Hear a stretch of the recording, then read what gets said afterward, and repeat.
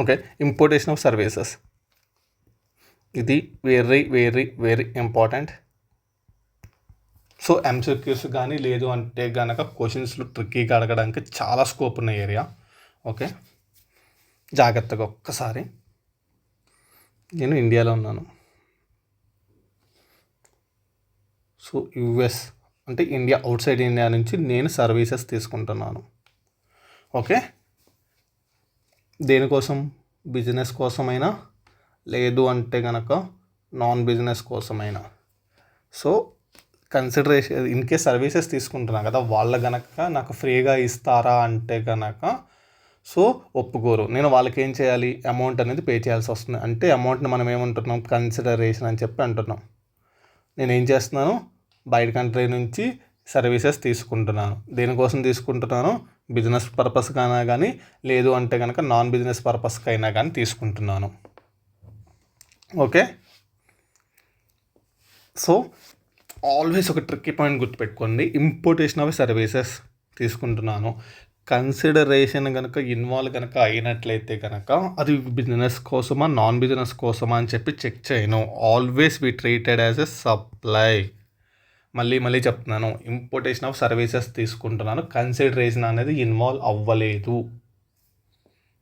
అలాంటప్పుడు మనం ఈ చెక్ పాయింట్స్ అనేది చెక్ చేస్తాం. కానీ ఇంపోర్టేషన్ ఆఫ్ సర్వీసెస్ తీసుకుంటున్నాం, కన్సిడరేషన్ కనుక ఇన్వాల్వ్ అయ్యింది. మళ్ళీ చెప్తున్నా, importation of services plus consideration. అది నువ్వు బిజినెస్ పర్పస్కి యూస్ చేస్తున్నావా లేదంటే నాన్ బిజినెస్ పర్పస్కి యూస్ చేస్తున్నావా అని అడగట్లేదు. Always we treated as a supply. ఇది గోల్డెన్ రూల్. నీకు చెప్పాను ఇక్కడ కన్సిడరేషన్ ఇన్వాల్వ్ అవ్వలేదు. కానీ ఒక చిన్న ట్రిక్కీ పాయింట్ చెప్తాను. సో అది కనుక మన సాటిస్ఫైగా కనుక చేసినట్లయితే కనుక అది కూడా మన సప్లైలోకి యాడ్ చేస్తాము. ఓకే, కన్సిడరేషన్ అనేది ఇన్వాల్వ్ అవ్వలేదు. కానీ ఆల్రెడీ చెప్పాను, మన ప్రీవియస్ డిస్కషన్లో చెప్పాను, స్పౌస్ కానీ చిల్డ్రన్స్ ఆల్వేస్ ఫ్యామిలీ, డిపెండెంట్ అయినా ఆర్ డిపెండెంట్ కాకపోయినా. అదే కనుక పేరెంట్స్ కానీ గ్రాండ్ పేరెంట్స్ కానీ సిబ్లింగ్స్ కానీ always we treated as a parents is family. ఎప్పుడు? వాళ్ళు డిపెండెంట్ అయినప్పుడు మాత్రమే. Parents, grandparents, siblings only dependent అయినప్పుడు మాత్రమే we should be treated as a family.